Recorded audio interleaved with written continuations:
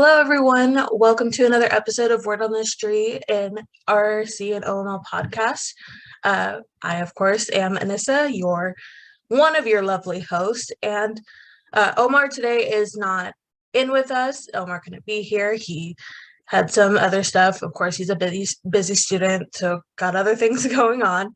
But that is okay because I'm joined by some lovely guests who I will now turn to them to share themselves. Go ahead, and whoever wants to share first. I'll go first. I'm Valeria Rojas. I use she, her, hers, or they, them, theirs pronouns.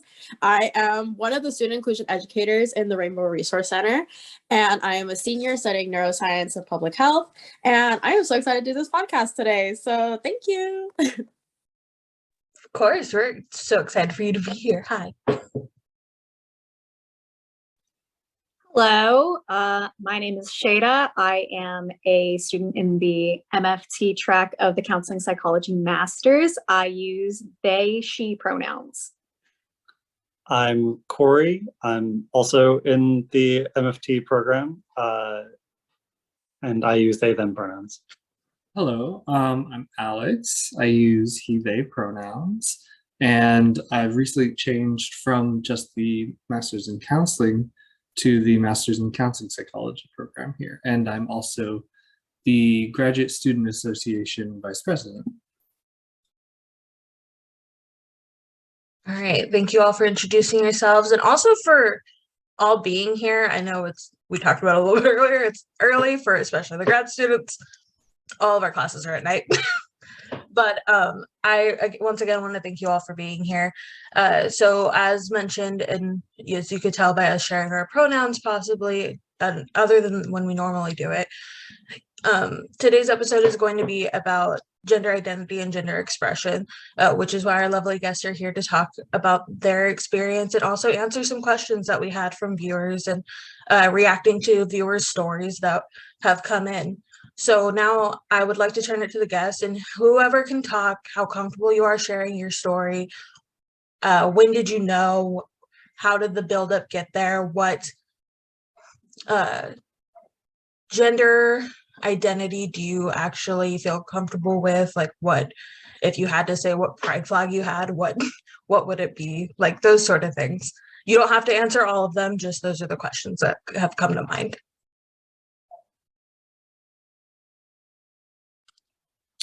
I can start on that. I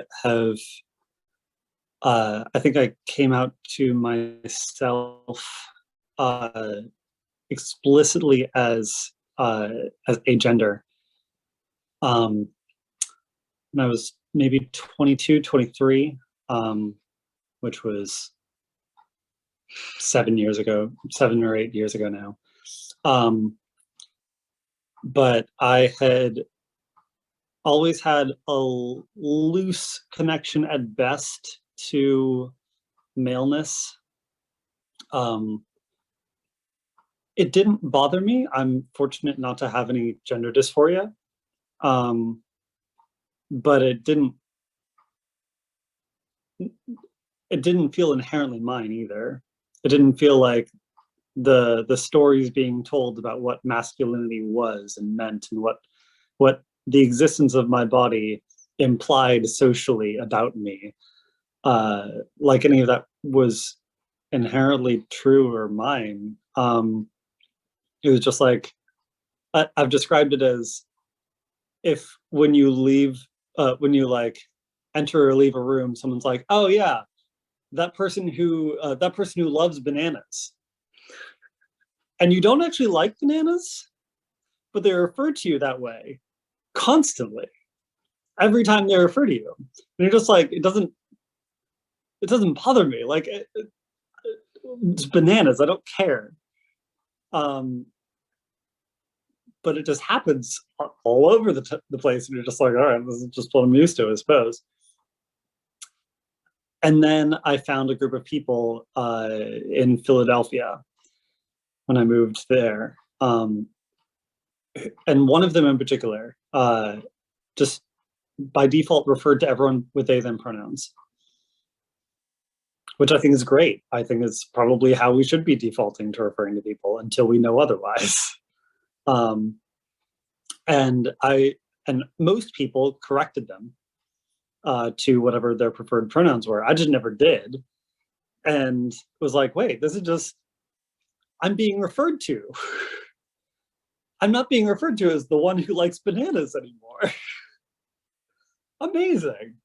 And I was vaguely familiar with gender diversity at that point in the abstract, but I started thinking about it in the more concrete and thinking, oh, this is something I can actually do instead of just intellectually be curious about and find value in abstractly. I can find value in this very concretely. And philosophically, I was already, I think, leaning towards sort of a gender abolitionist standpoint of like, well, what is gender doing for us anyway? Some people like it, but can't we have people embrace it personally rather than have it prescriptively put on us? Why can't we build our own gender? Or none if we choose. I choose none. I see gender as a game that many people like to play, and I'm not one of them. I don't like to play that game.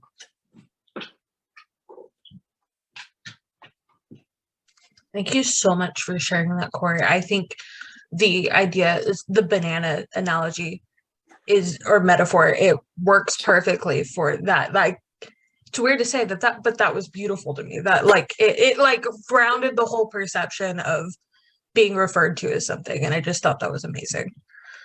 I can go next.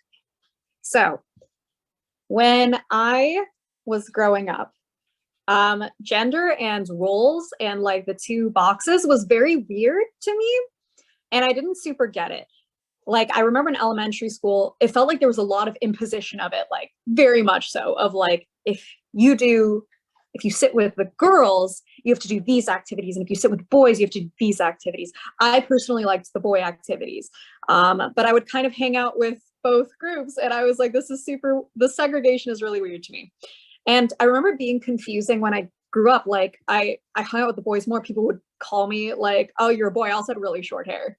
And then I was like, no, that's not right. And then people would call me a girl, and I'd be like, well, I mean, I guess it was definitely not, no, that's not right. But it was like, okay, I guess. So I definitely didn't feel like binary trans. Like, it was like, I'm not a boy, but what's a girl? It was kind of my whole experience, but I didn't really have any language or anything. I had this moment. It was actually from Corey here. It was in 200, Corey coming out to me and being like, hello, I'm Corey. I use they, them pronouns. And something in my brain exploded. I was like, that's an option? That's a thing that you can do? And it still took a little bit because I was like, oh, am I allowed to? Is that okay? All of the back and forth, like queer, I've had lots of experiences with queer enough in different domains, and gender was one of them. But like with some reflection, it was like, oh, wait, I do experience the feeling of wrongness, the feeling, it has a name, it's gender dysphoria. Like, I was experiencing it, but just didn't have the language. And then I was like, all right, I feel comfortable owning this label. And for labels, I think non-binary is my favorite because there's nothing that feels concrete or specific. So I like it in that it's a negation. I'm not that, which allows for a lot of possibility, a lot of openness and space for what I am, that I'm still kind of discovering, because it went from more feeling a lot of dysphoria of being gendered or perceived. But now I'm quite a fan of gender, kind of as Corey said, where they're like, some people like to play the game and some people don't, and they don't. I like it. I see gender as a performance. It's a fun game for me. It's arbitrary, but it's fun. And I personally love he, him pronouns, just because when someone does it, I was like, it gives me gender euphoria, not because I feel like a man, but because that's a thing that has, I think, been denied to me. Like, people are like, look at me and don't want to call me he, him, or even they, them. So I get a lot of euphoria when people, I feel seen, I feel accepted, and I also feel like, oh, that's fun, that's exciting. Like, I love that. That's novel for me. So gender is a performance, but also, what is it? What is it? I don't know. The only reason anyone should do gender is because it's fun and they enjoy it. Or really, they should do anything. Yeah. Thank you so much for sharing that, Shada. And just because I think a lot of confusion outside of the queer community and even possibly in the queer community is with that labeling aspect, like what's right, what's wrong, and it fully depends on who you are as a person and how you come to understand. And I think that's beautiful. And also gender as a performance thing, it is a construct.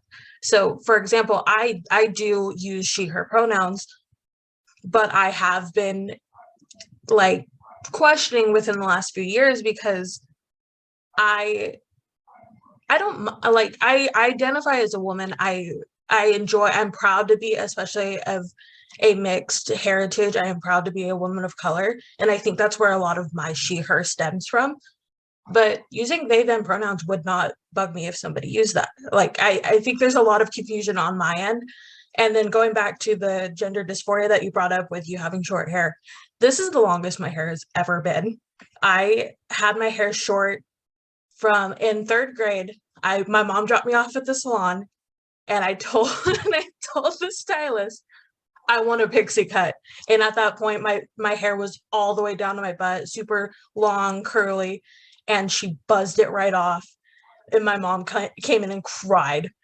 She's like, "What did you do?" And I was just like, "I like Tinkerbell. It was a pixie cut. It sounded cool." Like, but then immediately the day after, my school, my elementary school, they had at lunch had the girls sit on one side and the boys sit on the other side. And I sat on the girl side because like that's where I go. And one of the boys came over and tapped me. He was like, "Hey man, you're supposed to be over here." And I remember just like having like that shock, like, no, I'm a girl with short hair. What? And so then that also led into my mom and dad. Like they're very sarcastic people. I love them to death.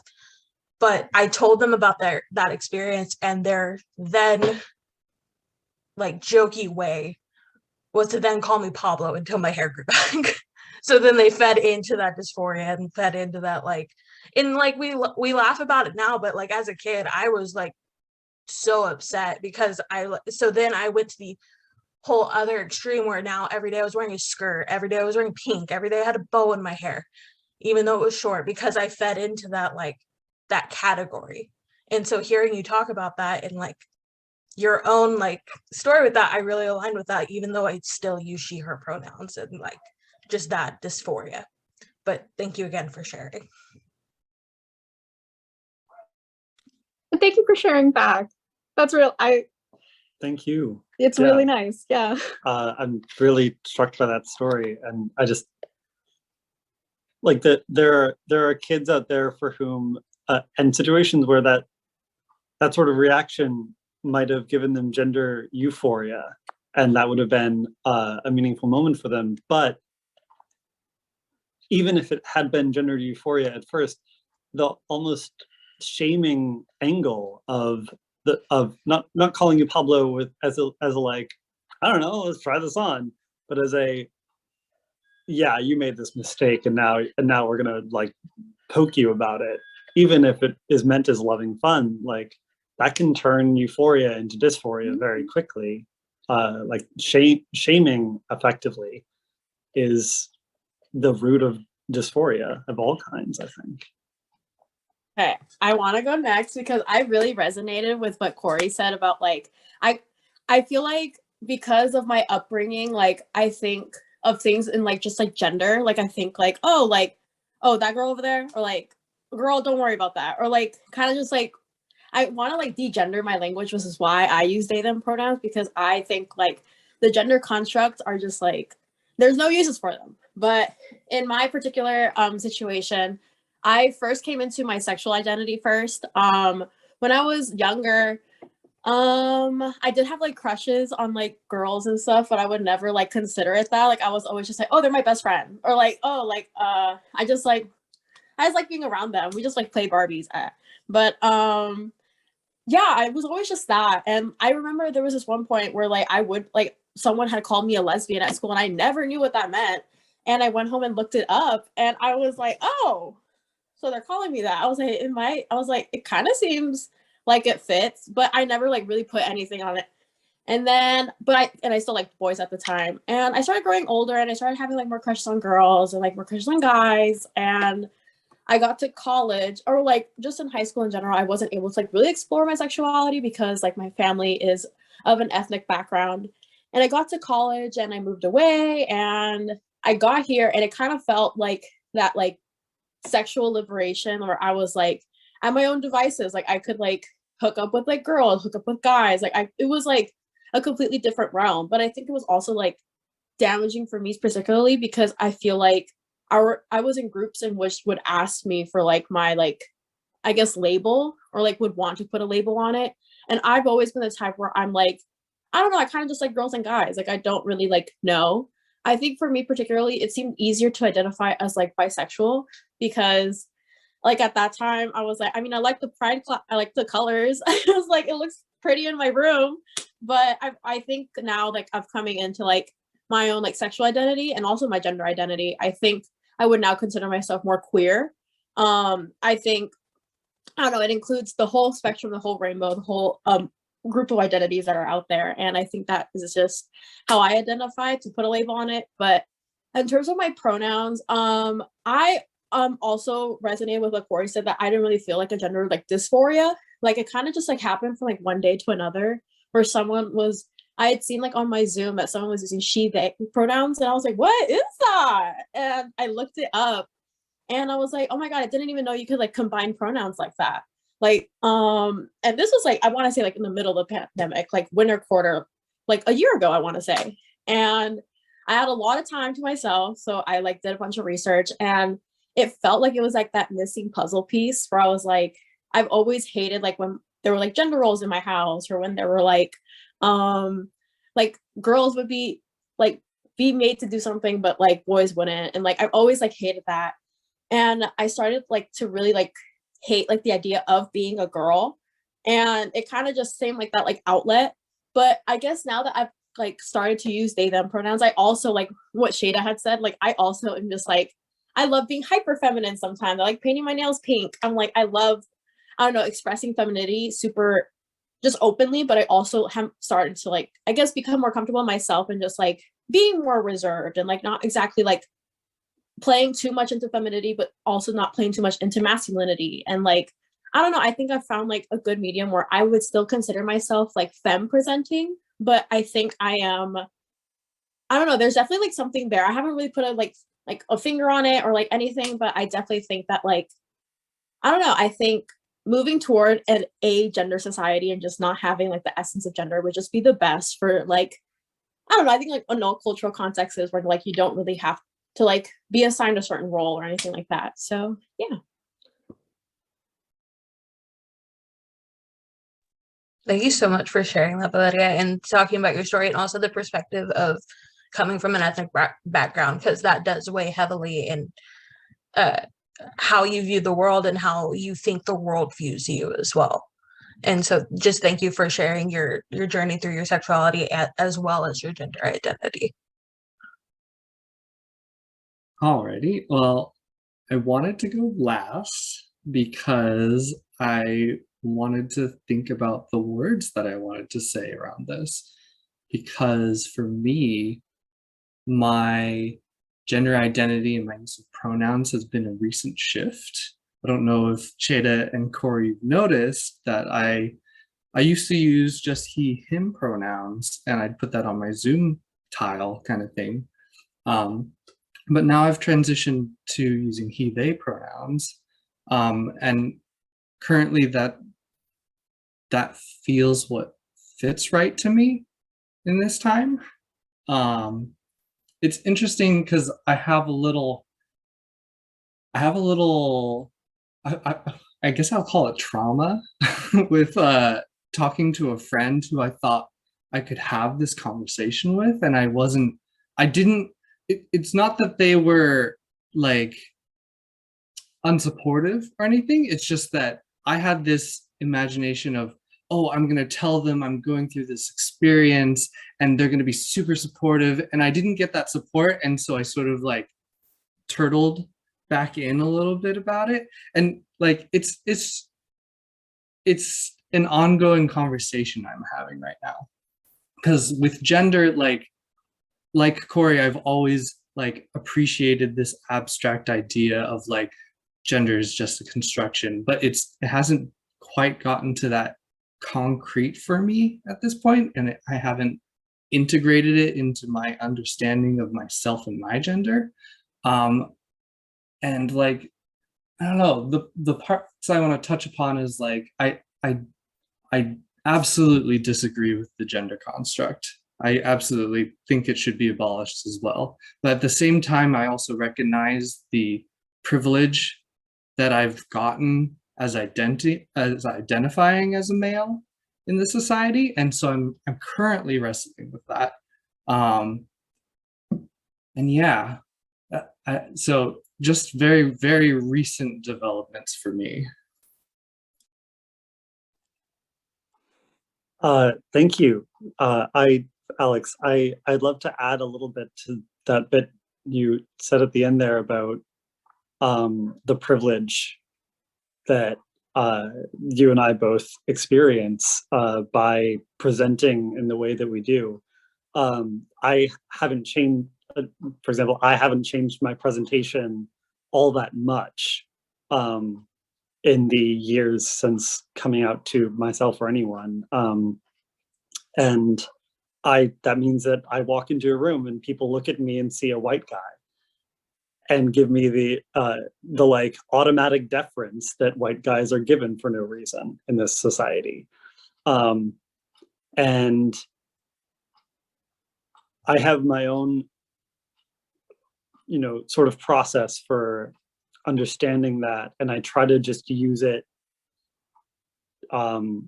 to privilege voices and ideas that otherwise wouldn't be. I find it I often feel like I'm getting away with something by speaking about social constructionism with this face.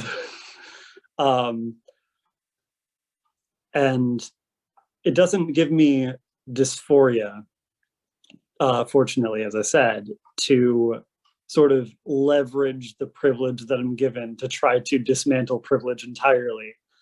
But also there are almost certainly times that I don't end up seeing, where I just end up being given space, receiving space, and someone else didn't, because I look like this, because I have certain genitalia. And I suspect that is, I mean, the statistics, I don't know off the top of my head, but I would be shocked if it's anything other than that people who are assigned female at birth go by they, them pronouns at a much larger rate than people who are assigned male at birth right now. And I think a large part of that has to do with privilege. I think a large part of that has to do with people feeling super comfortable with their privilege and not and wondering what giving that up might look like, wondering if people will look at you weird where they once looked at you with like a sort of privileged gaze of oh yeah, you're the strong one, you're the one who's probably right about things, just for no good reason. It's something that I think about regularly when especially as I'm interacting with a new person or a new space. I try to assess how much I think I'm being like how much I'm being privileged unnecessarily, how I can interact with how open I can be with my gender or lack thereof is of course a thing that I'm already assessing, because there are spaces where it's just not going to happen, where it's just not going to be viable to discuss. And I've been able to create more and more of the spaces where it is viable to discuss, which I feel really, really good about my history of. But yeah, I don't know, I'm rambling a little bit, but where I think I'm going is, yeah, male privilege is weird. Especially when you're experiencing it at the same time as you're trying to constantly tell the world, no, stop giving that to me. And I derive a lot of pleasure from that process, but I think a lot of people are either afraid that that process will lose them respect or lose them something they need, and aren't excited to push for gender abolition and social constructionism and such. Where I am, I'm all philosophy, all constructs, all the way down. So I don't know, that's me. Thank you, Alex. And thank you, Corey. Yeah, you definitely voiced a lot of my thoughts around the process of privilege. And like part of it, for me at least, is like this feeling of like, this is not familiar, this is uncharted territory. And so like I'm still exploring it and still figuring things out and feeling what fits. And it's a day-to-day process and it's ongoing.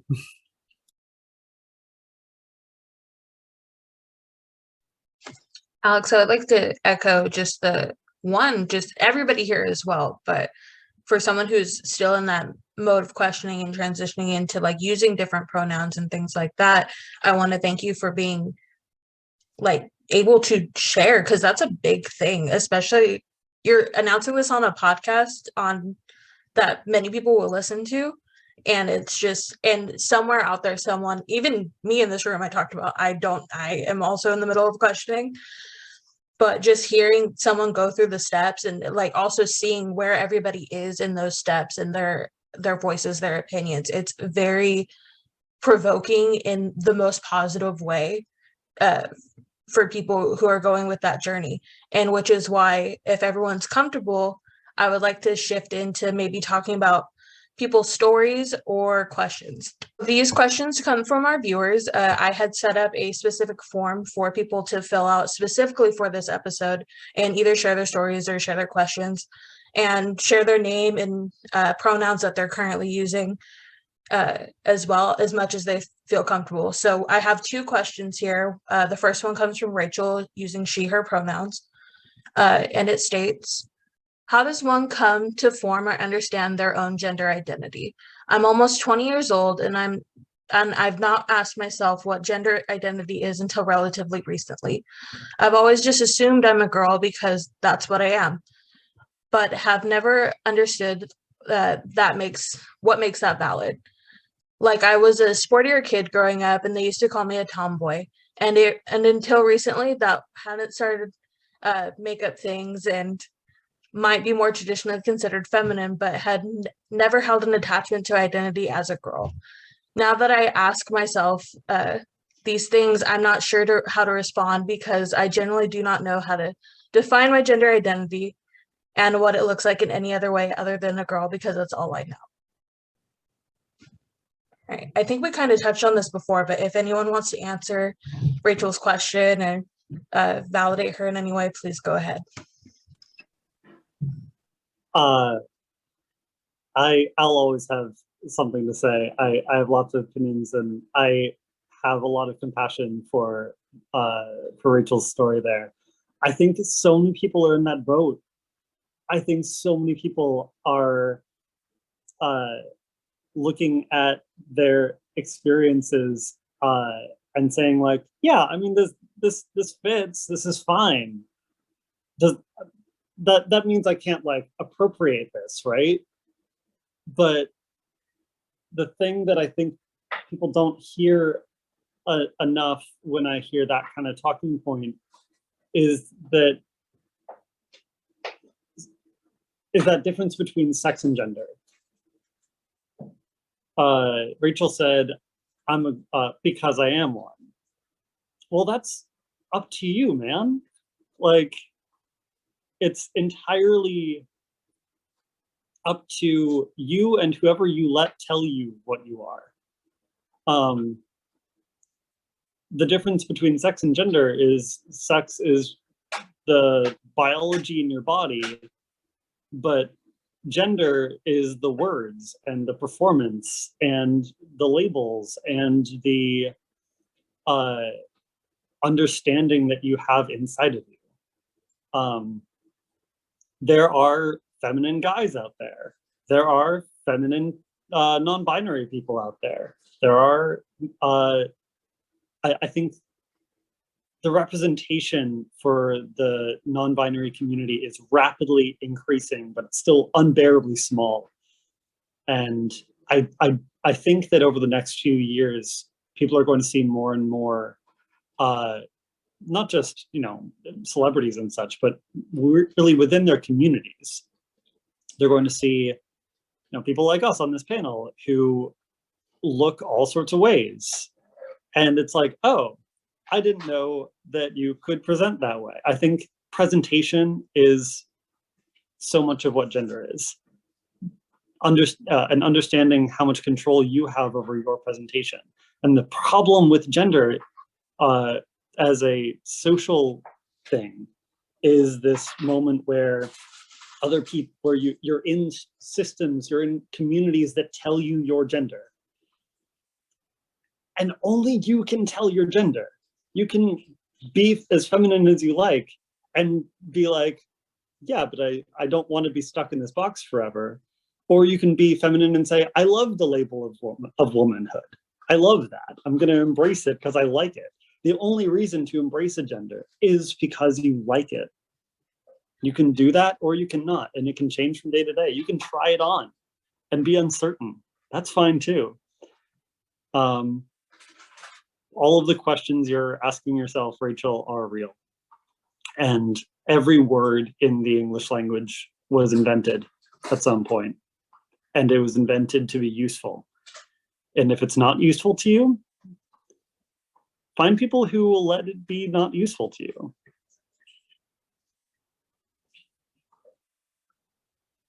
I'd love to add on to that, of just the very first question being like, how do you come to a gender identity? And I think I think really I want to highlight you kind of get to choose and construct it, and that's also a process, and you can try things on and be unsure. I've been in this for a while, and again, non-binary is the closest thing that fits because it says, no, I'm not that, but what I am, I'm still actively constructing, and like it's a fluid process and it's moving around, and I can still say I'm non-binary even though I'm not totally sure what exactly I am, and that it's more of a process than an endpoint. And you don't have to be I don't even think anyone is at an endpoint before they be like, yes, I am this, right? It's the coming out is the first step of exploration rather than I am confident I am this. I just love the way that you put it. But I think also, like, first things first, you are seen, you are heard. But I think, like, for me personally, like, I have always been like, I'm a girl, like, that's all. But I think, like, now that, like, I've started, like, question my gender identity, or at least, like, explore that aspect of it, like, I've started to realize, like, being a girl is all I've ever known and all, like, society has ever, like, wanted me to be. Like, I was born in a specific, like, biological sex. So now I have to continue and live as, like, societal standards have said it. But I mean, I think in our day and age, we're like, there's more and more exploration happening. There's more and more, like, progression occurring. Like, I would say, like, just see yourself however you want to see yourself. And I think, I don't know, I think sometimes, like, it's like not anyone's business. Like, if, like, you want to like identify as something else, or like use certain pronouns but feel a certain way, like, I think, like, as long as, like, the people in your space respect you and love you and are giving you the support that you need, like, I think, like, screw what everyone else has to say. I very much empathize with what you're going through right now. And my thoughts in regards to it is, like, you know, in order for you to, at least, so I come from, like, communication studies background for my undergrad. And so words and diction and syntax have a lot of weight with me. And so, like, having those words to fit identities into is really important for me. And that's what needed to start my exploration into this section of myself. And so that's part of it, and that exposure is going to happen at different parts, because, you know, we're not all exposed to these things where we grew up, or where we've learned to perform these genders at this point. And then secondly, like I'm 30 and I'm going through this process myself. Don't ascribe to anyone else's timeline. Like for me, at least, it is taking time and effort. And I've got midterms. I got other things to do. I'm going to do other things. And then, gender and the thought process behind that, it doesn't have to take the forefront of my time all the time right now. I'm not experiencing that level of dysphoria, I suppose. But just recognizing that it does take time and effort, and that you shouldn't go on anyone else's timeline but your own. Thank you, Alex, and thank you, everybody else. I think two things. I want to go back to the, actually, I'm going to go back the other way because I don't want to lose this thought. With the timeline, there isn't a set precedent in time. Like time is also a construct. Someone said what time it was one day, but you don't have to adhere by those rules, and you don't. And this also goes back to the other point of expression and in discovery and exploration, because I think where a lot of people get confused is that I have to know before I can say what I am or who I am. And that's not true. Things may change. You may find something that fits you better, that sounds better to you. With my sexual identity, I identify as pansexual. But that was a long time of me knowing that I had crushes on some of my friends that were girls, crushes on some of my friends that were guys, crushes on random people. I didn't know their gender, but I was just like, you know what, you're kind of cute, I like you. But like, I did not actually, people would tell me, like, I had a friend, really good friend, her name was Kayla. She was one of the first, not one of the first, but one of the only people that I was around in my undergrad years who was openly and just full-heartedly, I'm bisexual, I own it, this is me. And I will look at her and I'm like, wow, you're amazing. And not in a like crushy way. I'm sorry, Kayla, I know you want me to be in love with you and I know you're listening. But she would always come to me and be like, Anissa, you're bi, just admit it. And I'm like, and I would like, my face would get hot because I'm like, I know that that's kind of where I'm going, but that's not the right word. So I would deny it. I would be like, no, I'm not. She's like, but she would look at me and she's like, I know you are attracted to other women as well. And I was like, it's not about that though. I'm attracted to people. It doesn't matter who they are, their background, or how they identify. I'm attracted to people. And finally, so going along that line, she started telling me that when I was like 20 years old. I finally came out at 22, right after I graduated undergrad. And I now identify as pansexual, but I'm also still in that exploration of gender identity and not knowing my pronouns and what I'm comfortable with. So I am firm in my understanding now that I am pansexual, but I am not firm in my gender identity, and I don't want to adhere to a label because someone tells me I have to have a label. And I think you can go on as long as you wish, and you never actually have to have a label. You can exist in the world as you are, and you're valid in everything that you do. See snaps all around. And if anyone else has anything anything to add, let me know. If not, I can move on to our next and final question. Okay. So the next question comes from Anonymous, and because it is anonymous, I am going to use they, them pronouns. So the question is, can cisgendered individuals use they, them pronouns if they do not identify as non-binary?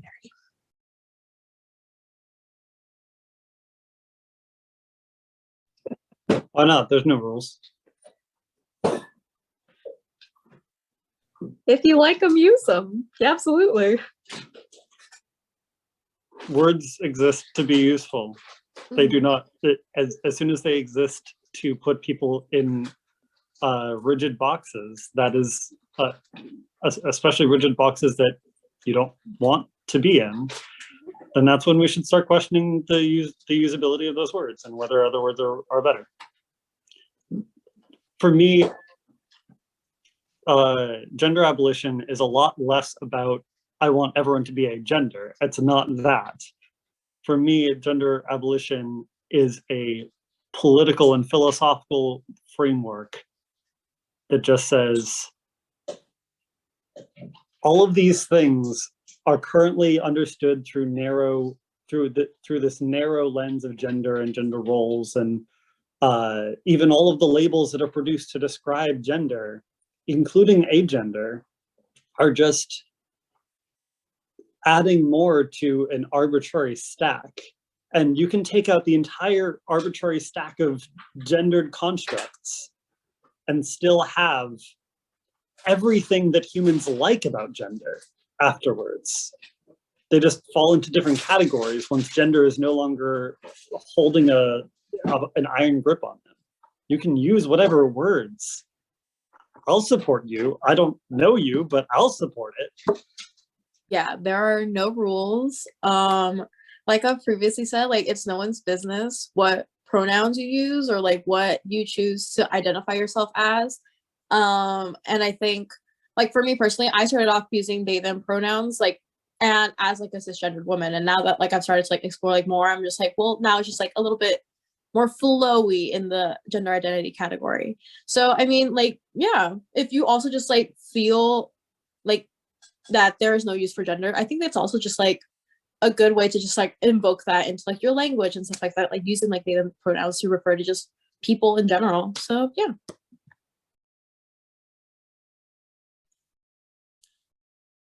So I've definitely going through this struggle again, of course. Like when I was previously tossing and turning with the idea of using different pronouns, it was along the lines of like, oh, like, okay, I don't believe in the gender binary. Therefore, how can I express that? Oh, I could do it in this way. Or I don't currently identify as something outside of my cisgender male identity, but I want to show allyship kind of thing. And I want to say that there are lovely people like the people in this podcast who are going to be quite validating of whatever exploration you have, but there are going to be those people who are going to be gatekeeping, I feel, and they're going to say like, why are you using they them pronouns when you identify as a cisgender man? And that's going to be tough. It's something that I've experienced and it was tough. But yeah, just like, thank you guys for the validation about like, there aren't any rules. The rules are all constructed kind of thing. And so, yeah, just wrestling with all that still. I have something I'd like to add, if I may. I think that personal experience and feelings about gender are I mean, they're so personal. I tend to think of it as if there is such a thing as gender, then there are as many genders as there are people. So when people identify as cisgender, I often want to ask them, what does that mean anyway? Like, okay, you're willing to use this language that we have, but if we had other language, would you invent the gender norms that currently exist? Probably not. I think that personal feelings about gender that lives here. But gender pronouns are kind of different than that, actually, in a way. pronouns are just something that the English language makes us use to refer to each other without using people's names. And I have long thought that it's really useful to think about the hypothetical world where that conservatives would consider child abuse and that I dream of, which is that we refer to all children with they them pronouns and don't like shove people who are born with vaginas into dresses and people who are born with penises into pants. And when and we ask the kids once they're old enough to have any notion to have, you know, proficiency with language, which if any of the many available options they would prefer, and use they them pronouns in the meanwhile as a default until someone says otherwise. So in that case, we'd end up referring to a lot of people who would later identify as cisgender with they them pronouns. I think that pronouns are a verbal relational component and not necessarily the same thing at all as personally held experience and feelings about gender, if that makes any sense. Yeah, that does make sense. And it kind of makes me think of, because I believe similarly, like if I were to ever have kids, I don't want kids. But we've talked about my mom, especially with the growing popularity and extravagant gender reveal parties and things like that, and buying into that. And my mom one day was like, what would you do if you were going to have a baby? And because she knows how I feel about those things. And I was like, yeah, I'd call everybody to a party and then we'd bust it open and there'd just be question marks everywhere. Like I would not adhere. I'm like, I'm not gonna, or like a big banner that says, it's weird you want to know my kid's genitalia. Like that is not for me. That is not for you to know. And that is for them to come and decide later on and form who they are, which would send my very conservative family into a frenzy of anger. But that almost makes me want to do it if I ever have kids. But I want to state, family, if you're listening, I still don't want kids. That's not for me. But yeah, if anybody else has anything to add. Okay, perfect. So then I'm going to go ahead and share some viewer stories. This is from Chloe, she, her pronouns. Chloe says, I go by she, her, but for a while now I've been experiencing with how I present and with my gender identity in terms of how I dress, and love to examine with both femme and masc presentation. And go off, Chloe. Proud of you. Just explore and experiment and just see how you're doing. Yeah, get it, Chloe. Next one comes from Mac, they, them, theirs pronouns. I didn't explore my gender identity until I was confronted with it during the quarantine.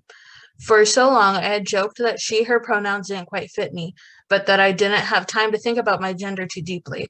Then I had months on end with more time than I'd ever had before. That exploration led me to the term gender fluid, which is sometimes defined as gender identity changing based on the context. I like this term a lot because I don't feel set in any single gender identity. I learned that I like anonymity afforded by they, them, theirs pronouns, and I now use them exclusively. I really encourage everyone to do some deeper exploration of their gender. If at the end of the day you discover that you're cisgender, you're doing it on purpose, and that's the point. So much of gender is ascribed to other people onto their bodies. If we explore and decide our own identity, we can exist on purpose with a larger structure.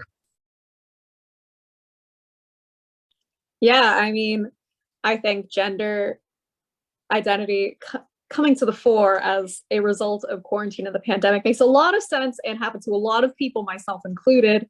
I think in part because so much of like gender policing happens when you interact with other people. And if you are by yourself and you get that time to just exist in the space, you're like, wait, wait a minute, how much of this actually makes sense and applies to me, and how much of it is arbitrary, and you get to choose it. So I think that is a pretty, we will see in the coming years how common that experience was. I just want to quickly add, I just love the phrase exist on purpose. I think a lot of people, so many people, just live life not with no intentionality about it, basing most of their actions and beliefs upon what people tell them to believe about themselves without actually checking with themselves. I really value that. Really like the idea that like everyone should do some deeper exploration of the gender, and if you go through that exploration and you come out the other side and you're like, cisgender man works for me, that's what works for me, good, you've got that stronger understanding and foundation for you. And just like bringing up the context that some of us are in as grad students in the counseling psychology program, I think it was really important when we took, I think it was, I can't remember, the psychotherapy with transgender non-binary clients with Ben. Ben Gilheffy, I think that's his pronunciation. Kyle Hoover. Oh, so wrong. Anyways, just the emphasis on like, if you just like with our intake forms, just like, do you have any gender goals kind of thing? Just that one question was like really eye-opening for me, in the sense that like, why doesn't like all intake forms have that kind of thing? Like everyone should have that question to explore as an option, regardless of where they are, kind of thing. So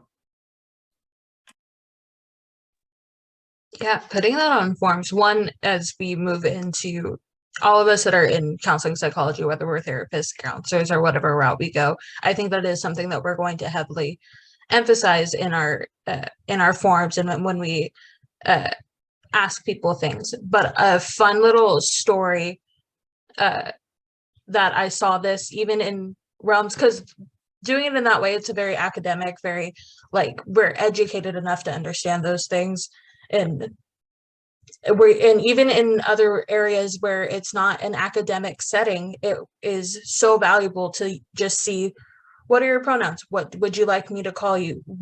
If there's other people in the room. So how long ago was it? I think it was, how old is this tattoo? About a year old.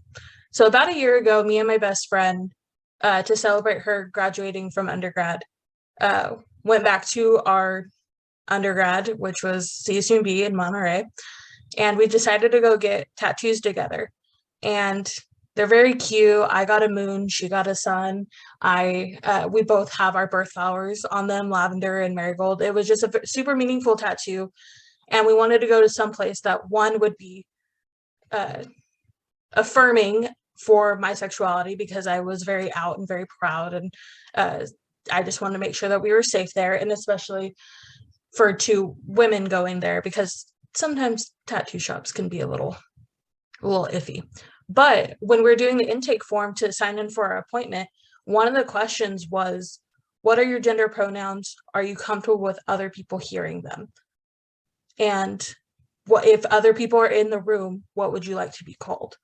It was just super, super safe. Just like seeing those in a place where I wasn't expecting to see it was just so validating, and so just, it made me know that I was in a safe place. And I think that's where we need to allocate that to other places as well, whether we're in an academic setting or just out in the world, and just how affirming that language can be, and just asking those questions. So we have come to our last little story from a viewer. This is from John, using he, him pronouns.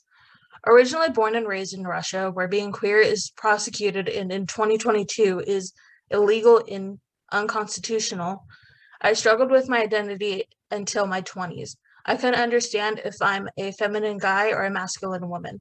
I couldn't understand how do I identify myself until I learned that gender is a spectrum and not connected to sexuality. Thank you, John. I think one of the many routes to viewing gender as a social construct and social constructionism in general is viewing the difference between cultures and how different cultures approach any given topic. Because if a topic exists in multiple cultures but is presented differently between them, that implies that there's room, right? That implies that there's interpretations of the thing, and the thing may not even be needed. And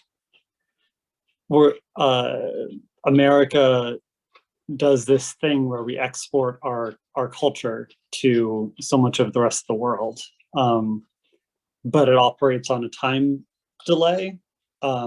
My partner is originally from Russia, and they once described this to me as Russia gets American culture, but like 20 years late or something. And obviously, I don't know how that's going to develop in Russia itself. But I know that there are distinctions to the Russian experience and expression of gender, just as there are distinctions to any individual's experience of gender.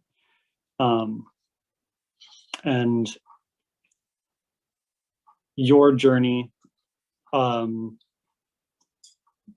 through understanding gender, however that works for you, is going to be shaped strongly by the societies you interact with, by the communities you interact with, by the individual people you interact with. And again, I think that's so hard for so many people to look at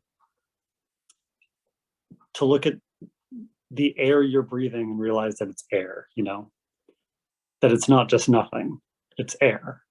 To look at the culture you're in and realize this is a culture. To look at the words you're using and realize these are mouth sounds. To look at the behaviors you make and say, I learned this somewhere. So I don't know, I just love seeing every stage of people's exploration of themselves towards the self that people will become when they have a choice. I love every step along that process. Yeah, I want to add to that of just how gender expression and gender identity can be so impacted if you come from a different culture than the one you are currently living in. Of just like my entire family is Persian, and like how Persians perform their gender is quite different, and thus there was interesting overlaps, and gender roles always were kind of muddy for me because like it's men are peacocks in my culture. Like they're the ones who do all the skincare and are the ones who tend to take the most pictures. Whereas like, it's like women are supposed to be modest and men are supposed to be like really flamboyant, really out there, really physically affectionate and just, and dance around and really theatrical and like almost like hyper femme in like American culture's standards. So that definitely muddied the waters for me growing up, but also kind of helped in a lot of ways. It was nice to see how arbitrary and sometimes like really different cultures can come to what is man and what is woman. That helps deconstruct it easier, I think. I really empathize with John because I feel like a lot of times, like when you're like looking back, I mean, obviously, like when you come from a different culture and you're now living in another one, like looking back on that culture, like you can start to feel almost some sort of like a little twang in your heart, because it kind of like makes you question like your identity, even in like your like nationality or your ethnicity. Because like for me personally, like I think being Latinx Latine has brought me, I would say, a lot of like internal conflict, because there are so many things that are still so backward in just like the culture in general, like especially like with machismo and like homophobia, like it's still so rampant in like all of Latin America. And gives me a little twinge because I'm like, I would like to feel proudly Latina, but it's like I know that like maybe like the identity of Latina isn't as accepting of me. And I don't know, I think you're so seen and you have a community of people who I'm sure feel exactly the same way about their own cultures as well. And yeah, I think like that first step is like reaching out and like finding that community and like being heard. So you have a community who holds you and values you. And yeah. Thank you for bringing up homophobia. Actually, my partner brought up is listening and brought up a good point to me that we're sort of skipping over the harshest reality that John brought up, which is, yeah, there are people who get murdered for being queer in Russia today, and there's that will affect how people feel about gender. And until that terrorism that someone may have experienced, which has a lot less to do with any claims about gender or sexuality or anything per se than about power and control. But until those expressions of power and control are no longer what primarily affects one's thoughts about gender, about sexuality, about one's existence in the world, it's going to be so hard to be able to have because it is a privilege to be able to have the privilege of sitting back and saying, well, what do I want? For so many people in the world, what they want does not matter to their survival. And what they want can get them killed. One of the reasons I bring in so much politics talk to my philosophy, and so much politics talk to my therapy, and so much politics talk is because these are political systems filled with power and violence. And if we are not activists, once we realize that we have the privilege to have these conversations, then we are on the side of the oppressors. So thank you for bringing that up, both Valeria and John. That I just want to follow up because that was the point that I really wanted to hone in on, was this aspect of safety and the need to be safe to both express yourself and explore yourself, kind of thing.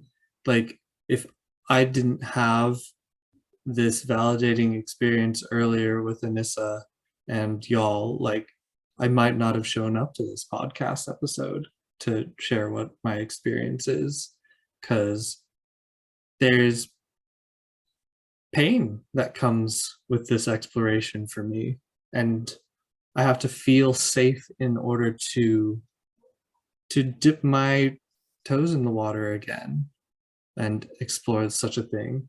And I have a hugely privileged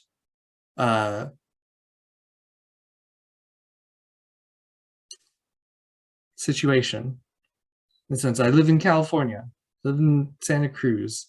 We're an hour's drive from San Francisco, aka one of the queer meccas, as some people call it. And that's very different from someone whose situation is living in Russia in the current political times, or in Deep South USA. And so, like, I have to recognize that I have been given this privilege of the safety to explore my identity to the extent that I have. And then secondly, to the point that Corey brought up as well, like, we're going to be clinicians and therapists, but we also need to be advocates and activists, because we need to not just create the safe spaces in therapy, when we can hold that spot for them to explore things, but we need to help create safer spaces in general. Like, I'm sure a lot of us share that ideal world in the future that conservatives are scared of, where just everyone is they, them at the start, and we're just throwing gender out the window. But that's not how it is right now. And yeah, there's that saying that the personal is political, and it's very true, because the political has so much control and limitation on our lives, and that can affect our sense of safety. So just recognizing my own privilege in that sense, and recognizing your situation and what you're going through. To sort of summarize as we start to close in on time, and also just to John specifically and everybody else who has shared, you do not have to be out to be valid. If being out compromises your safety in any way, take the knowledge and know that no matter how out you are, no matter how much you can safely express, you are valid in who you are. And we hold these spaces, such as the RSC or just us on this podcast and in OML and all these different spaces, which of course are minute in this academic world that we're in, but know where to look for spaces. This is a very, like, not disheartening, but very just real world view of what's going on in the world and how that affects, and where you are in the world affects how safe you can be, how out you can be, and those sort of things. And it feels very weird to be like, okay, what do I have to promote now? What are we doing? But I just want to first start off by saying thank you to everybody who has shared today. Thank you for all of our guests for coming in and just having this space to have a real discussion and share your own personal identity and your journey through that, as well as all of our viewers who submitted stories and questions. This has been like one of the most like heartfelt, just like I feel like I'm doing something, and it's being viewed by people and accepted, and it's sharing that safe space. So thank you for everybody who has been a part of this. Now, Valeria, is there anything that we have to promote for RC or OML within the next few weeks? One thing that I do want to promote, and that is an allocated safe space, is that every Friday from 1 to 3 p.m. I will be holding Queer Craft Corner, which is just a space for everybody to come in. There is this week, so we're recording this on Wednesday, February 9th, and this episode will not go out until Monday, but this week's project for Queer Craft Corner is making heart-shaped tea bags and just coming in, having a talk, listening to music, just having a safe space via Zoom right now. We hope to have hybrid events in the future, possibly even within the next week. Be on the lookout for that on our Instagram or Facebook pages. And I will leave it to Valeria for any other announcements. So we have OML's Lunar New Year celebration happening tomorrow from 4 to 5 at the OML house, I believe. It's gonna be a super fun time. I think there are like dancers and stuff that Pauline had like hired. So super exciting time. Y'all should come out. We also have our 3D topic discussion next week. That will be on Wednesday from 6 to 8, I believe. So keep a lookout for advertisements on that. And I believe that is it for now. All right, thank you so much. Yeah, be on the lookout for OML and RSC stuff. Look out for our emails, including the gay agenda and the multicultural agenda, our newsletters that have been going out and that have some people annoyed, which I love. It's fine. The gay agenda will live on. But Yeah, they're so mad. they're so mad, it's fine. But I also want to turn to our guests if there's anything else that you would like to share or wrap up with. Promote yourself. What are you doing? Practicum sucks. Or finding places, just anything that you would like to share.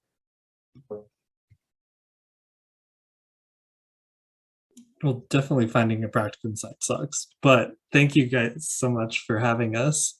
This has been wonderful to chat, and I look forward to listening to your future pods in the I have some shameless plugs. A sorority is doing a fundraiser called Sunny Sweethearts. Y'all should definitely buy tickets to buy. It's like we are like, I guess, like raffling off like a lunch date with one of the girls, and we just like pay for like the meal. If you want a free meal, like just buy a ticket. I am participating, yours truly. So if you would like to buy a ticket for me or any other of the beautiful women that are participating, please do. Also, shout out to women's rugby. Please come out to our home game happening in 2 weeks against University of Reno. So yeah, it's gonna be a great game. Y'all should come out. That's it. I think it's like at 10 a.m. on Bellamy Field. So yeah, that is all for me. Stay COVID safe. Omicron is higher than is making COVID higher and bigger and wider than it's ever been. And just because it's quote unquote less bad doesn't mean it can't kill people. And SCU is not taking that seriously. It's making us go back in person. I had an in-person class yesterday at the height of COVID. Why are we doing this? Stay COVID safe, people. Yes, please wear your mask, whether or not there is a mandate in California. Please keep others people safe. Please wash your hands. Use hand sanitizer. Wear a mask. And try not to form large groups. Please, this campus. And also, if anybody on campus is listening, please be better at protecting us and validating us, because we are not being heard, and money should not be an object when it's against human lives. So thank you again, everybody that has joined us today. It has been a really deep and very meaningful conversation, and we hope to have you back sometime. You are welcome here anytime, or you are welcome to just come hang out in the RC or the OML house anytime. All right, this has been another episode of Word on the Street and OML and RC podcast, and thank you for listening. Bye.